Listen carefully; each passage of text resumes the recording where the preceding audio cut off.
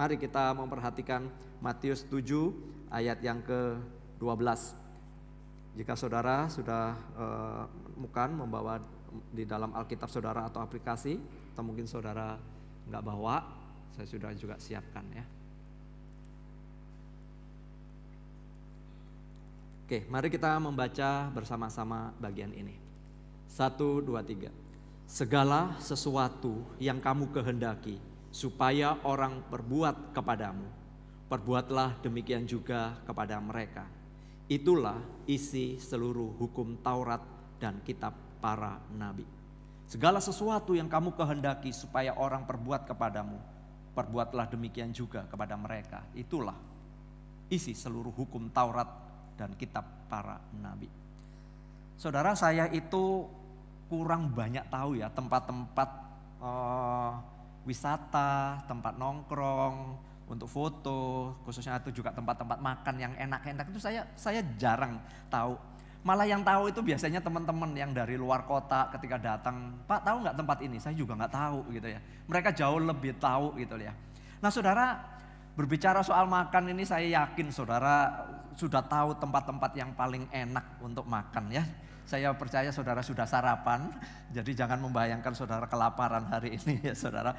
Nah saudara, berapa kali saya itu diajak oleh seseorang dengan mengatakan gini, Pak tempat itu makanannya enak banget. Oh ya, oke.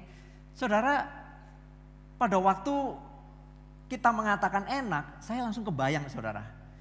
Kira-kira makanan apa ya? Jadi penasaran gitu loh saudara.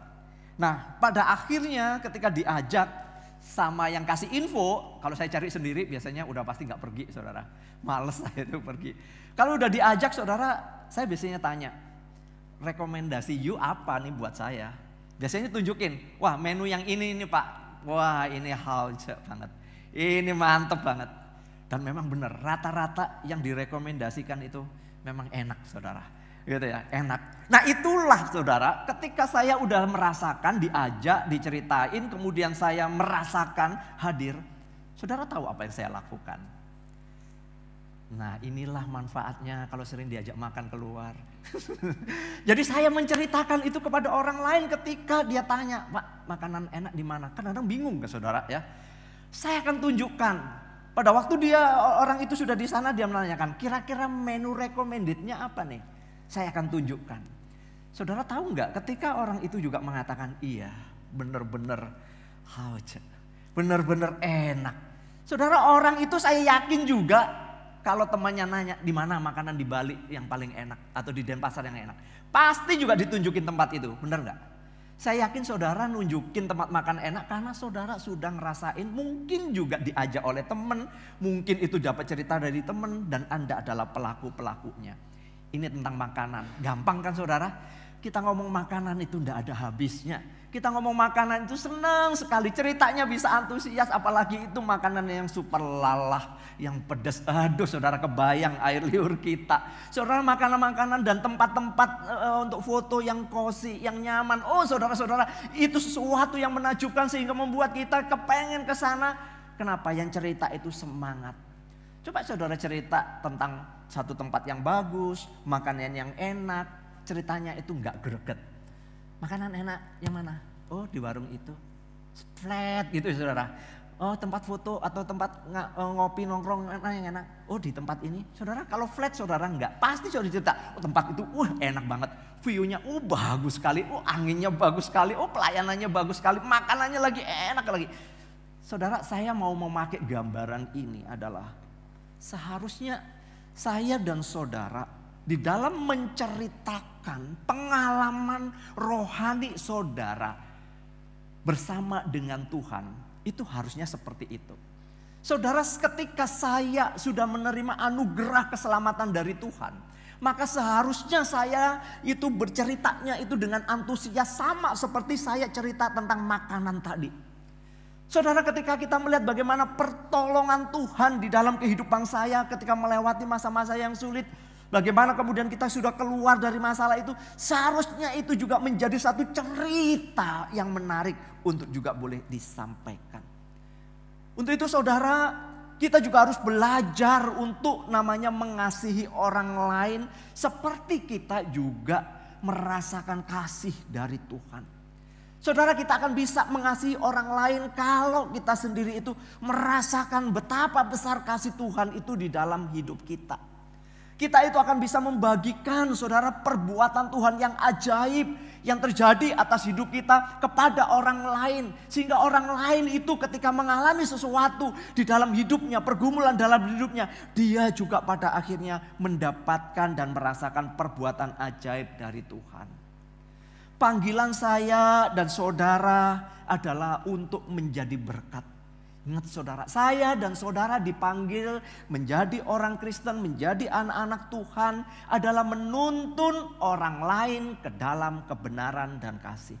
Saya dan saudara dipanggil oleh Tuhan bukan untuk menjadi penonton yang hanya melihat panggung gereja, siapa yang khotbah dan acaranya apa. Kita dipanggil kemudian bukan menjadi seorang hakim yang menghakimi pelayanan-pelayanan di gereja yang kurang ini dan itu. Bukan. Saya dan saudara dipanggil di dalam sebuah gereja ini adalah menjadi pelaku-pelaku daripada firman itu. Saya dan saudara dipanggil juga untuk menjadi berkat bagi orang lain yang mungkin saat ini mereka dalam keadaan yang namanya mungkin mereka susah hati dan putus asa. Saudara, bacaan kita hari ini itu seringkali disebut dengan golden rule.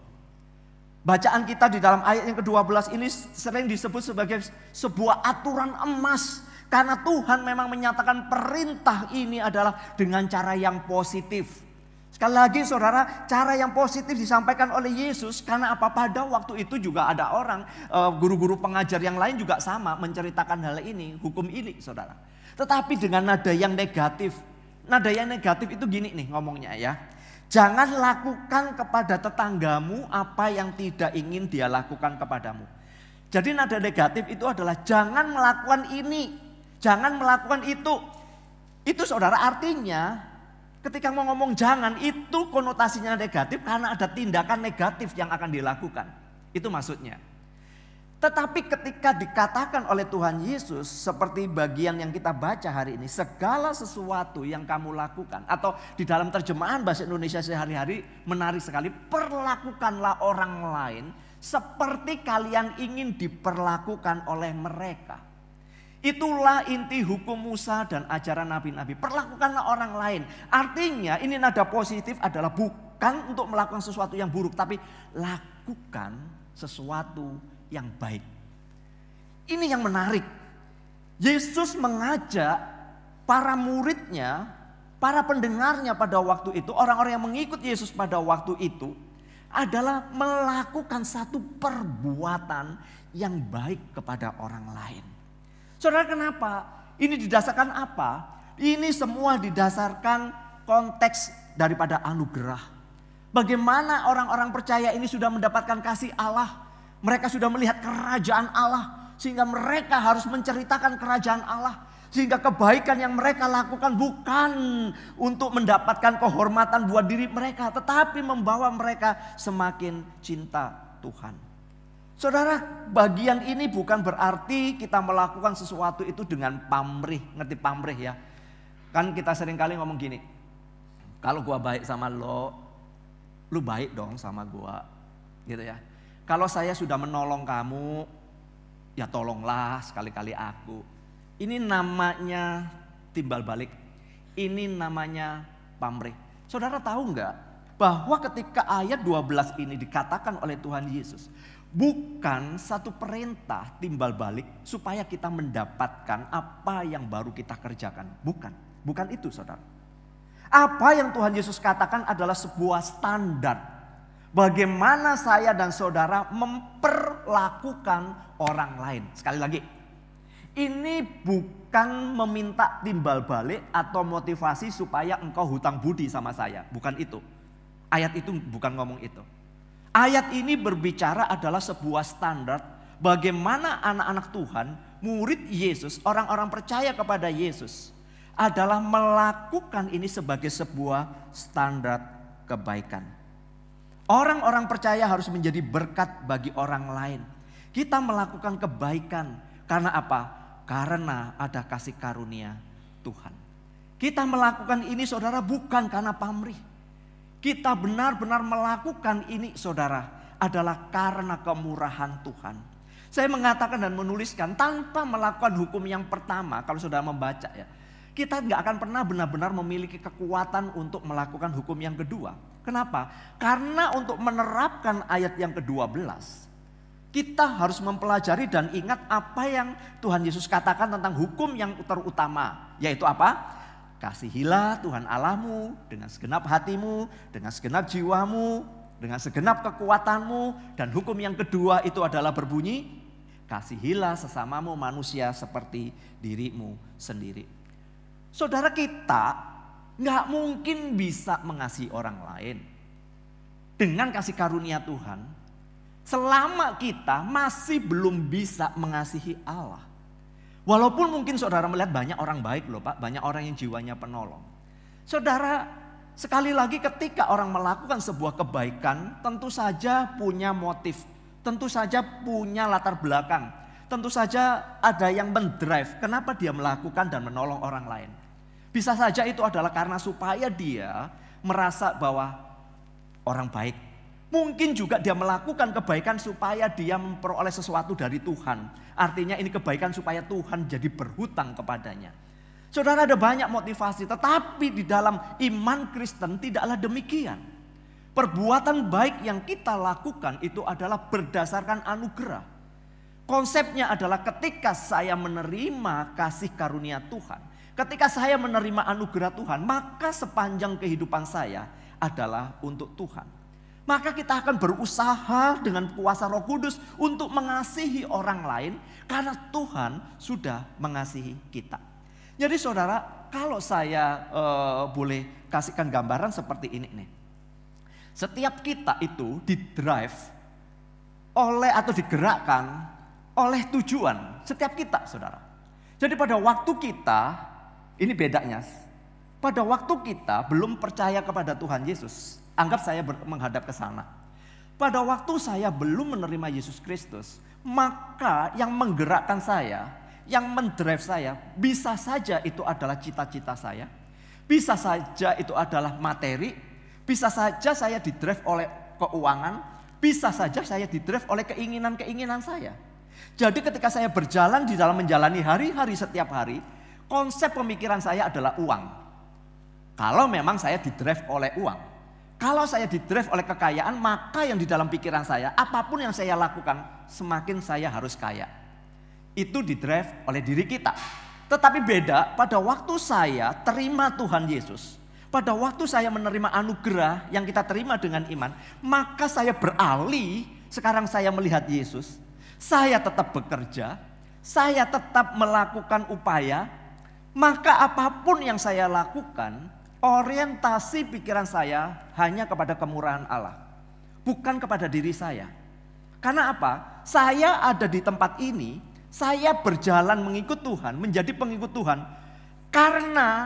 bukan karena saya mau, tapi memang saya dipanggil oleh Tuhan untuk menjadi bukan hanya muridnya, tetapi dimuridkan oleh Yesus menjadi milik kepunyaannya. Maka apapun yang saya kerjakan, saya harus didrive oleh Tuhan. Sampai di sini saya kepengen memberikan contoh yang paling tegas. Kalau saudara mengaku menjadi anak Tuhan, saudara sedang berjalan menjadi dikatakan sebagai anak Tuhan. Tetapi kalau hidup saudara sedang didrive yang namanya oleh kekayaan saudara, oleh uang saudara, oleh mungkin rasa penasaran sakit hati saudara, maka maaf saudara, sesungguhnya kita sedang tidak berjalan di dalam jalan Tuhan. Kita sedang berjalan di dalam diri kita sendiri. Karena apa? Orientasi dan fokus tujuannya hanyalah untuk pemuasan diri kita. Tetapi pada waktu kita di sini menghadap kepada Kristus, kita memang bekerja, kita memang berupaya, kita memang mati-matian saudara mencari nafkah. Tetapi yang kita lakukan itu adalah semua didasarkan kepada kasih karunia Tuhan. Bahwa saya bekerja ini Tuhan memberkati, supaya berkat itu mempermuliakan Tuhan. Sekali lagi, mempermuliakan Tuhan. Saya dalam doa Rebu kemarin mengatakan begini. Uang yang kita miliki, kekayaan yang kita miliki yang sedang dipercayakan oleh Tuhan, kira-kira kita mau menghabiskan itu untuk apa? Tentu kita akan mengatakan itu untuk anak dan cucu kita. Bagus. Sekali lagi saya mau balik lagi sebelum kepada anak cucu kita. Ketika mendapatkan itu semua, itu sudah menjadi bagian kita. Dalam arti ya udah, aku punya tabungan segini, uang segini, punya tanah segini, punya rumah segini. Endingnya mau kemana? Endingnya mau kemana? Saudara, selama kita masih berorientasi kepada diri kita sendiri, kita nggak akan pernah puas. Sekali lagi, selama kita masih berorientasi kepada diri kita sendiri, kita akan haus terus. Karena kita tidak pernah merasa cukup untuk dengan apa yang kita terima. Tapi pada waktu kita menjadi milik Kristus, melihat semua yang Tuhan boleh percayakan, semua yang Tuhan titipkan, maka kita akan mengatakan syukur Tuhan untuk apa yang ada pada sekarang, karena ini adalah pemberian-Mu. Ketika kita dipercayakan lebih lagi, lebih banyak lagi, saudara, seharusnya itu membuat Tuhan ini milik-Mu. Dan di sanalah kita akan mengatakan, aku juga akan menghabiskan untuk kemuliaan nama-Mu. Nah, ini saudara yang beda. Ini yang beda. Kalau kita di-drive oleh ukuran dunia, kalau kita hanya digerakkan oleh standarnya dunia, kita akan haus, kita akan capek, saudara. Tapi kalau kita di-drive oleh tujuan Allah, maka kita akan menemukan sesuatu yang bermakna. Sekalipun mungkin penghasilan kita pas-pasan. Tetapi saya menyatakan apapun yang Tuhan berikan itu selalu cukup adanya. Saudara harus ingat kenapa Tuhan Yesus mengajarkan di dalam doa Bapa kami, berikanlah kami pada hari ini makanan kami yang Tuhan gak ngajarin, berilah makanan kepada kami untuk 1 tahun. Enggak kan? Secukupnya. Artinya day by day, hari ke hari, perjalanan kita adalah mengandalkan anugerah. Maka ketika Tuhan mengatakan segala sesuatu yang kamu kehendaki supaya orang perbuat kepadamu, demikianlah juga kamu perbuat kepada orang lain. Maka ketika saya melakukan kebaikan kepada orang lain, bukan untuk mendapatkan balik kebaikan orang itu, bukan. Tetapi karena saya sudah mendapat kebaikan Tuhan, saya kasih kebaikan Tuhan. Karena saya beroleh pertolongan Tuhan, anugerah Tuhan cuma-cuma, saya bagikan ini juga dengan cuma-cuma. Saudara, Tuhan Yesus itu tidak hanya mengajar apa yang harus kita ketahui.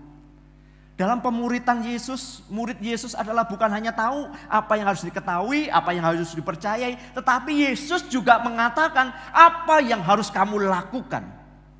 Baik itu kamu melakukan untuk Allah ataupun juga untuk sesama. Saudara, jadi perintah Tuhan Yesus itu sangat jelas. Ketika kita berada di dalam jalan Tuhan, ketika kita sudah menjadi seorang Kristen, maka fokus kita berjalan di dalam jalannya iman Kristen. Gak ada yang lain. Yesus, saudara-saudara, benar-benar mengajar, memberitahu, dan kemudian memberikan satu juga perintah. Kamu harus melakukan seperti ini. Saudara, perintahnya sangat jelas dan mungkin saudara-saudara akan mengatakan, aduh perintahnya berat-berat ya. Enggak. Yesus itu simple orangnya. Yesus itu sederhana, gak bikin ruwet. Kita aja yang seringkali bikin ruwet dengan kehidupan kita. Yesus tidak pernah membuat ruwet. Dan kita melihat bagaimana Yesus ketika mengajar, dia juga memberikan contoh melalui dirinya sendiri. Apa yang dia lakukan? Yesus, saudara-saudara, selalu di dalam kegiatannya, pelayanannya adalah proaktif. Orangnya aktif untuk mengasihi orang lain. Saudara, kita mungkin mengatakan, Pak, saya nggak bisa. Kan sifat saya ini orang melo, pragmatis, melankolis, nggak bisa Pak dengan orang lain. Apalagi saya introvert, saya nggak berani ketemu orang lain. Saudara, seringkali kita memakai alasan ini untuk kita tidak mau berjumpa dengan orang lain. Yesus, saudara, adalah orang yang benar-benar menunjukkan proaktif dan aktif kepada orang lain. Misalnya nih, saya kasih contoh ya. Ketika dia berjalan di kota, dia mengetahui ada seorang yang bernama Sakius ingin melihat Yesus. Karena dia seorang pemungut cukai, tentu saja dia tidak akan berani mengundang Yesus. Tapi Yesus tahu apa yang ada di dalam hatinya Sakius. Walaupun mereka belum pernah berjumpa, kerinduan, keinginan Sakius melihat Yesus saja itu sudah berapi-api sehingga dia memanjat pohon untuk melihat orang macam apakah Yesus. Dan jika Yesus lewat, Yesus mengetahui apa yang ada di dalam pikirannya Sakius. Sehingga Tuhan mengatakan, Sakius turunlah, aku mau pergi ke rumahmu. Lihat saudara, bukan Sakius teriak-teriak, Tuhan Yesus mampir dong. No. Yesus yang kemudian melihat kebutuhan itu dan proaktif menghampiri Sakius. Singgah di rumahnya Sakius. Dan Sakius merasakan jamahan Tuhan yang membuat ini menjadi sebuah konfirmasi perjumpaan dia dengan Tuhan Yesus. Dan dia mengatakan, Tuhan, karena Engkau penuh kasih karunia, aku akan membagikan semua kekayaanku kepada orang-orang yang kekurangan. Mereka yang pernah aku tindas, aku akan kembalikan 4 kali lipat. Contoh yang kedua, saya mau kasih contoh. Ketika Yesus melintas di wilayah daerah Samaria, saudara, Yesus tahu ada seorang perempuan, wanita Samaria yang hidupnya, kesaksiannya sangat buruk. Sampai-sampai dia mengambil air harus di siang hari. Karena dia memang malu kepada masyarakat yang ada dengan citranya yang buruk. Yesus yang melintas menunggu wanita itu di tepi sumur. Dan ketika wanita itu datang mengambil air, Yesus hanya berkata, berikan aku air. Yesus proaktif. Yesus bertanya. Yesus menyampaikan sesuatu sehingga terjadilah komunikasi dan akhirnya wanita ini kembali ke desanya, ke desa Sikar dan menceritakan bahwa dia sudah menemukan Mesias. Saudara, perjumpaan dengan Yesus itulah yang saya sebut inilah pengalaman kasih karunia bersama dengan Tuhan. Pengalaman bersama dengan Tuhan ini saudara yang menjadikan kita bisa menceritakan karya Tuhan atas hidup kita. Sekali lagi pada saat kita mengikut Tuhan perjalanan kita nggak mulus. Kita punya masalah, kita punya kesulitan, kita punya pergumulan, kita bisa sakit, kita bisa kecewa, kita bisa terluka. Saudara, nggak melulu kita harus diberkati, jadi kaya, nggak pernah sakit, sehat terus, semuanya sukses. Bukan itu. Realita kehidupan yang kita alami adalah, saudara, kita hidup ini di alam yang nyata, bukan di alam mimpi. Kita bisa benar-benar sakit. Kita bisa benar-benar terluka, bahkan kita bisa mati mendadak, saudara. Itu fakta. Tapi inilah setiap siklus yang kita hadapi, setiap momen yang terjadi dalam hidup kita. Itulah pengalaman bersama dengan Tuhan. Berapa di antara saudara yang sudah pernah merasakan ketika saudara sakit disembuhkan oleh Tuhan? Saya mengatakan saudara, kita pernah melewati yang namanya COVID, bukan? Dan sekarang kita disebut dengan masa endemi. Walaupun presiden belum memberitakan secara terus terang, tapi endemi itu sudah mulai dikumandangkan. Artinya apa? Ketika kita melewati masa-masa itu sebuah kemurahan Tuhan yang menjadikan sebuah pengalaman rohani bersama dengan Tuhan. Saudara yang pernah usaha pekerjaan, pernah nggak saudara mengalami sebuah kondisi yang sangat buruk dalam usaha pekerjaan saudara? Pernahkah saudara dalam usaha pekerjaan saudara dirugikan oleh orang lain? Pernahkah saudara di dalam membangun relasi dengan orang lain, saudara dikecewakan oleh orang itu? Pernahkah saudara di dalam membangun hubungan pertemanan dengan saudara-saudara dikhianati, ditikam dari belakang? Pernahkah saudara mengalami bersama kehidupan saudara-saudara berantem begitu rupa? Saudara, ketika kita menempatkan posisi kita sebagai anak Tuhan, ketika kita melewati itu semua dan Anda ada pada hari ini, bukankah Anda sudah kuat melewati? Itu semua bukan karena kebetulan. Ini semua dimungkinkan yang namanya anugerah Allah yang membawa saudara bisa eksis, saudara bisa ada sebagaimana pada hari ini. Inilah yang saya sebut pengalaman berjalan bersama dengan Tuhan. Pengalaman mengalami kasih karunia bukan saja keselamatan, tetapi melalui anugerah demi anugerah di dalam step by step kehidupan kita. Setiap momen dalam kehidupan kita seharusnya membawa kita untuk berjumpa dengan Tuhan. Berjumpa dalam arti kita semakin mengenal kasih sayangnya. Perjumpaan itulah yang membawa kita untuk bisa bercerita kepada orang lain. Menceritakan tentang kebaikan Tuhan. Saudara, banyak hal yang bisa kita katakan kok kepada orang lain, pengalaman-pengalaman itu. Saudara, misalnya saya boleh mengatakan ya, kadang-kadang kan kita ini dalam perjalanan hidup ya, saya yakin saudara pernah yang namanya dikecewakan gitu ya. Saudara jadi sakit hati, setiap kita pernah mengalami yang namanya kekecewaan. Saudara, pada waktu kita kecewa, ini contoh aja. Pada waktu saudara kecewa, Saya meyakini di dalam hati saudara ada yang namanya sakit. Betul ya? Saat kecewa kita itu sakit. Pada saat kita sakit saudara, ada satu yang ada di dalam pikiran kita. Yaitu apa? Benci. Oke? Benci. Saudara bukan hanya benci. Kalau orang itu gak berubah, bencinya akan berubah menjadi yang namanya kepengen balas dendam. Kalau orang Jawa bilang, kalau boleh tak becek-becek gitu ya, kayak tempe penyet gitu ya. Karena kita udah gak kuat. Saudara-saudara, kalau kita tidak dituntun oleh kasih karunia Tuhan, gini nih, saya akan balas loh. Apa yang kamu perlakukan saya akan hantam kamu. Tapi beda ketika kita melihat Tuhan, ini proses pembelajaranku, maka berikan aku hikmat bagaimana aku menyikapi keadaan ini. Kita berdoa, Tuhan mungkin situasi ini gak bisa diubah, dia mungkin sulit berubah, tapi tolong ubahkan hatiku bagaimana aku menyikapi hal ini. Saudara, ternyata saudara bisa melewati kekecewaan itu. Bahkan kemudian lewat waktu saudara bisa mengampuni orang itu. Saudara, ketika kita melakukan seperti itu, bukankah ini karena kasih karunia Tuhan? Ketika ini kasih karunia Tuhan, maka ketika ketemu teman kita yang juga lagi kecewa, yang lagi sakit hati, yang juga kepengen balas dendam, yang juga kepengen bencinya setengah mati, kepengen bejek-bejek orang seperti tempe penyet tadi, saudara akan mengatakan, sabar, aku sudah mengalami itu. Sabar, aku sudah pernah merasakan itu. Sehingga apa saudara? Inilah yang membuat orang jadi, ya terima kasih ya, engkau sudah mengingatkan aku. Ini yang saya mengatakan saudara. Sebagai anak Tuhan kita memimpin orang lain di dalam kasih dan kebenaran. Sebagai anak Tuhan menjadi berkat bagi orang lain. Saya selalu tertanam di dalam otak saya adalah jadi berkat bagi orang lain.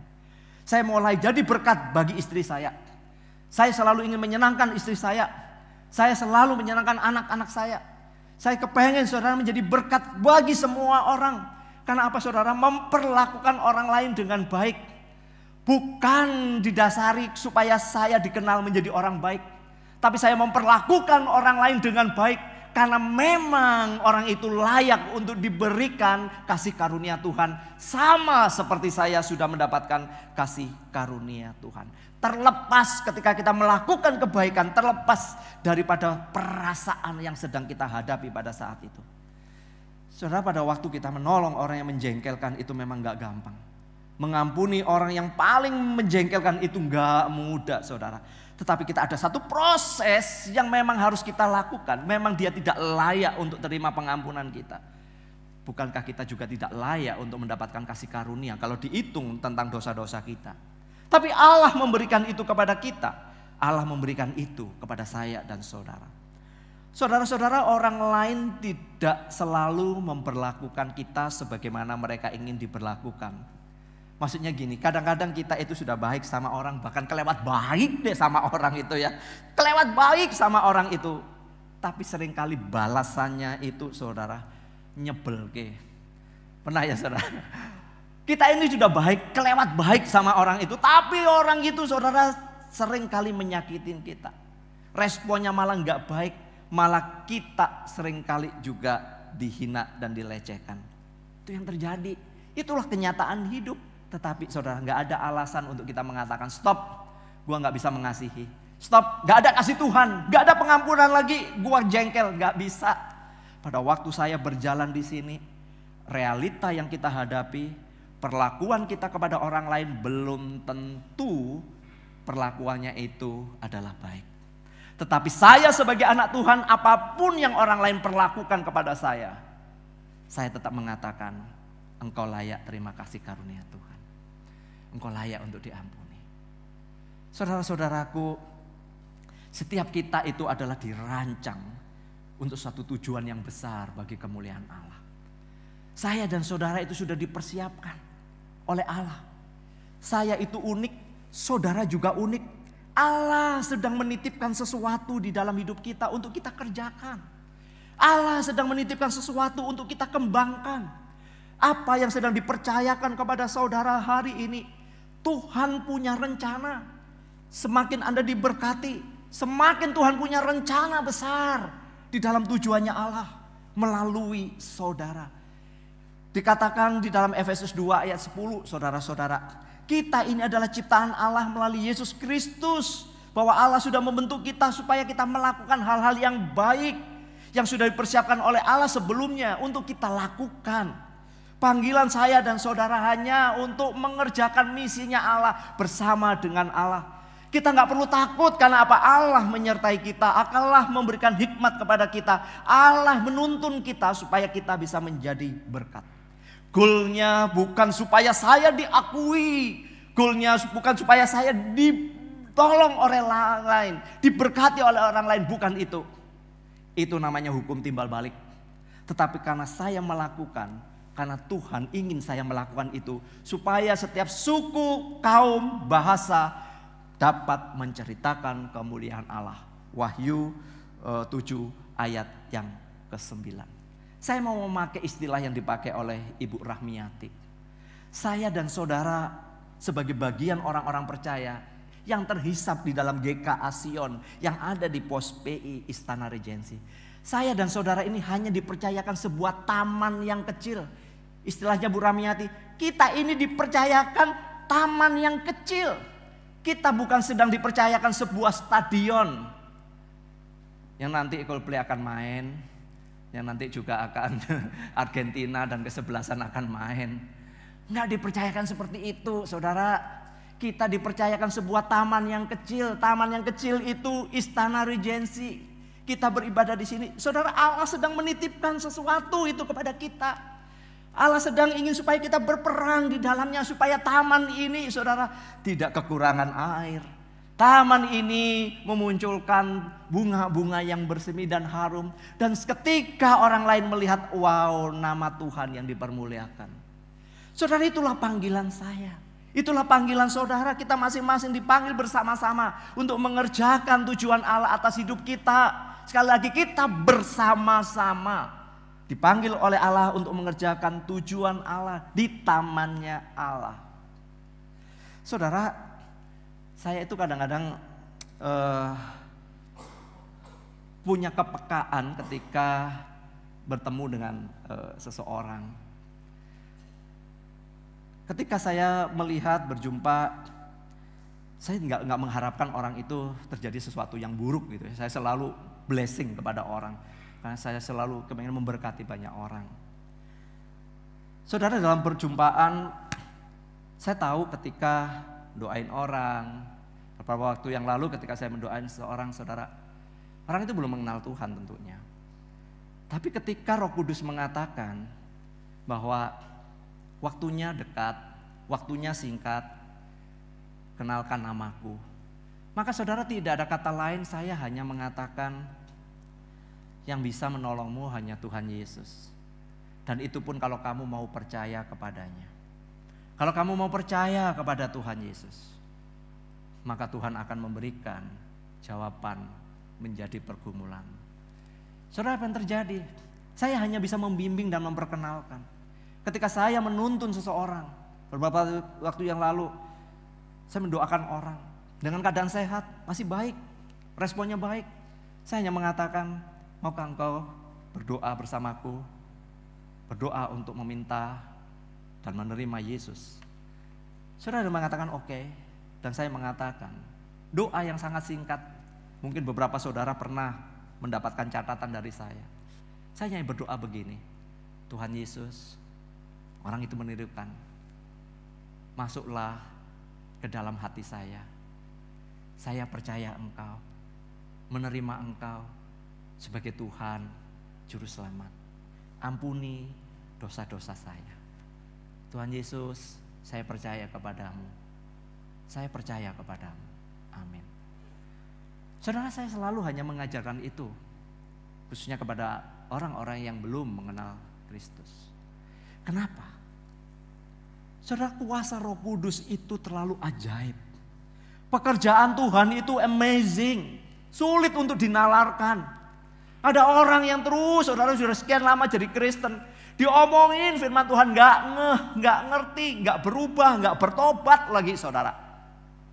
Kan jengkel kayak yang begitu, saudara. Ya, hatinya keras, nggak bisa dikutik-kutik. Saya hanya bisa mengatakan orang yang demikian Kita meminta ekstra kasih karunia Tuhan supaya kita nggak lelah untuk mendoakan dan mengajaknya. Tapi ada orang-orang yang memang Tuhan persiapkan di sekitar kita, teman kita, sahabat kita, saudara kita, rekan bisnis kita, teman di dalam kelompok kita. Saudara, ada orang-orang yang sesungguhnya mereka menantikan jawaban atas hidupnya. Jawaban yang selama ini gak pernah mereka temukan, yaitu apa? Yesus Kristus.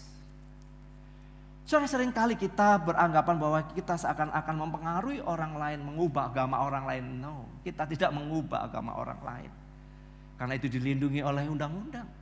Tapi saya hanya memperkenalkan sesosok pribadi yang bisa menjadi jawaban. Dan saya yakin saudara sudah mengalami perjumpaan dengan Kristus, bukan? Pengalaman saudara berjalan bersama dengan Tuhan itu luar biasa, bukan? Saudara melewati masa-masa yang sulit. Pada waktu itu saudara sudah putus asa. Bukankah hari ini saudara masih bertahan? Bukan karena saudara bertahan, tetapi karena kasih karunia Tuhan. Tuhan campur tangan melalui orang lain yang menolong saudara. Tuhan campur tangan melalui mungkin orang yang pernah saudara kenal. Tuhan campur tangan melalui orang yang mungkin sama sekali tidak pernah engkau harapkan. Itulah cara Tuhan bekerja. Dan saya selalu mengimani bahwa ketika panggilan saya adalah untuk mengerjakan misi Allah, ada orang-orang lain yang Tuhan juga persiapkan untuk bersama-sama dengan saya. Saya dan saudara ini sudah diperlengkapi oleh Allah. Saya dan saudara diberikan kapasitas oleh Allah. Ada penyertaannya, ada kuasanya. Matius 28 ketika Tuhan memberikan amanat agung, Tuhan mengatakan, aku menyertai kamu. Ketika di dalam kisah para rasul Tuhan mengatakan, kuasa Roh Kudus akan turun atas kamu dan kuasa itu akan melengkapi kamu untuk menjadi saksiku. Artinya Tuhan tidak pernah membiarkan kita sendiri. Jadi gereja ini bukan gedung. Gereja ini adalah saya dan saudara. Dipanggil adalah untuk menjadi saksinya. Saya dan saudara masing-masing adalah duta-duta kebenaran Injil. Saya mau aplikasikan secara sederhana buat saudara. Pertanyaannya begini. Apa yang harus saya kerjakan, Pak? Apa yang bisa saya lakukan? What we do. Apa yang saya bisa lakukan? Saudara, sekali lagi Tuhan itu tidak membuat kita ribet. Tuhan itu selalu sederhana, perintahnya juga sederhana, dilakukan dengan cara sederhana. Pahami ini. Yesus tidak pernah memberikan perintah yang terlalu ruwet buat kita. Kita saja yang selalu meruwetkan diri dengan perintah Tuhan. Betul enggak? Kita sendiri yang bikin repot dengan perintah firman Tuhan. Tuhan menginginkan kita melakukan sesuatu adalah menjadi berkat. Saudara itu ada di marketplace. Marketplace itu artinya saudara ada di dunia kerja saudara, saudara berelasi dengan orang lain, saudara punya anak buah, punya pegawai, saudara juga punya pimpinan, saudara punya rekan kerja, saudara punya kelompok, entahkah itu badminton, tenis, macam-macam saudara. Saudara punya kelompok-kelompok sosial media, saudara bisa bertemu dengan banyak orang, pelanggan, ataupun juga rekan-rekan partner-partner saudara. Itu namanya marketplace. Saudara ada di sana, masing-masing ini berbeda. Ada yang punya restoran, ada yang punya toko, ada yang punya usaha, macam-macam. Ada yang jadi profesi loze, ada yang jadi profesi pengajar, macam-macam. Termasuk profesi pengangguran mungkin juga ya. Saudara-saudara, kita itu berada di marketplace dan itu sesungguhnya lebih mudah bagi saudara untuk menyatakan perbuatan-perbuatan besar dan ajaib dari Tuhan. Sangat mudah. Saudara di tempat kerja, sama-sama kerja, saudara bete banget, teman saudara lebih bete, tapi saudara sudah lepas dari bete saudara, sehingga saudara memberikan spirit. Teman saudara sakit, saudara bisa mendoakan. Teman saudara sedang kesusahan, saudara bisa menghiburkan.